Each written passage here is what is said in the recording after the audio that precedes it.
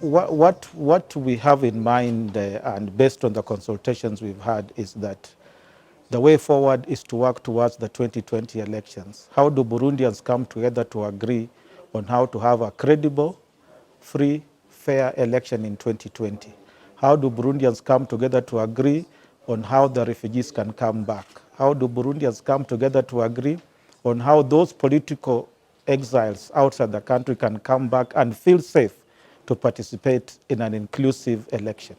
Those are some of the issues that we want to discuss, including how do we improve the economy of Burundi.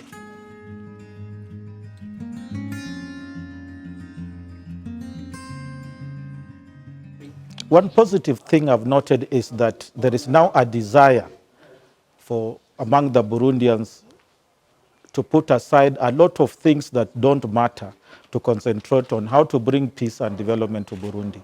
We are hoping that this positive desire among the Burundians will help us in achieving a quick solution to the political crisis facing the country.